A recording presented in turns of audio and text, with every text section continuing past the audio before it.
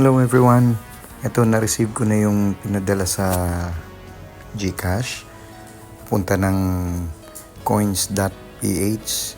So all in all, yung natanggap dito is tingnan natin sa PHP or sa Peso. So all in all, pumasok dito 12,245. Okay. Ito yung napadala, pero yung original na pinadala is,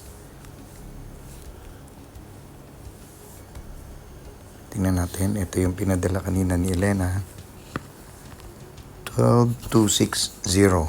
Okay, so meron siyang bawas and 12,245 yung natanggap.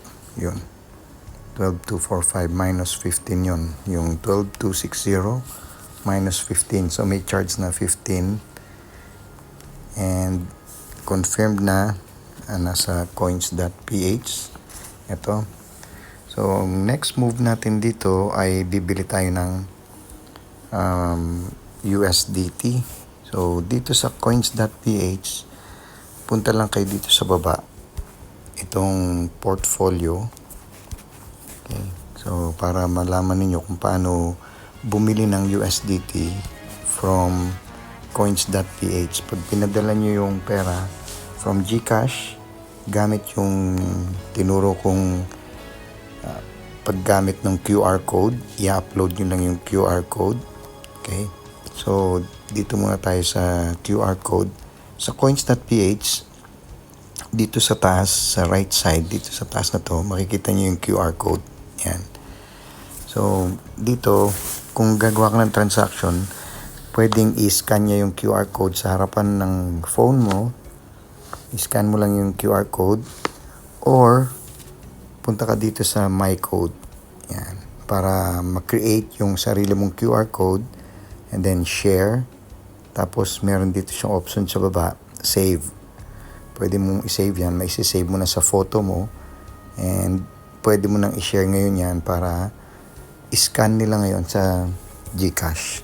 So, dun sa first tutorial ko, nandun yung kung paano magpadala ng pera gamit ang GCash at ang QR code. Okay? So, ngayon, dito ngayon, gagawin natin, bibili tayo ng USDT. Sa baba, pupunta tayo dun sa portfolio. So, yung actual na amount na natanggap is 12,245. Okay, ito yon. So, sa ating portfolio, pindutin natin dito sa baba or sa taas, yung buy. Para makabili tayo ng from PHP to, syempre, palitan natin yun to USDT. Yan. Okay. And then, click natin yung max. 12,245. So, all in all, matatanggap is 210.49 USDT. Yan lang. Ganun lang kasimple. Click buy. Yun. Confirm. Ayun na. So, go to portfolio ulit. Ayun na. So, buy and sell crypto. Convert successfully. So, meron na tayong 210.49 USDT. So, paano natin ngayon ipapadala yan sa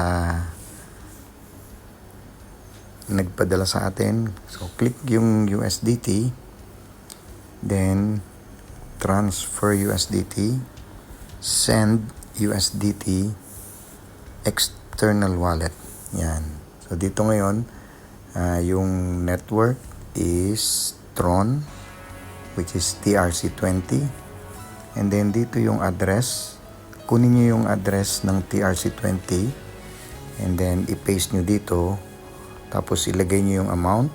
Pwedeng gamitin natin yung max and makikita nyo ngayon yung transaction dito, meron siyang bawas na network fee 3 USDT. So ang matatanggap niya ay 207.49 USDT. Yan, ganun lang kasimple yan. And then, sa baba, click nyo lang yung send. Basta na-paste nyo na yung wallet address dito, click send and confirm. Then, yun na. Ganun lang kabilis yung transaction. So, natutunan natin dito paano i-convert yung peso to USDT, paano rin mag-create ng QR code, and paano ipadala yung USDT TRC20 sa external wallet, papuntang Binance or papuntang WAS. Pwede na natin idiretso yan. Okay? I hope you've learned something. Thank you.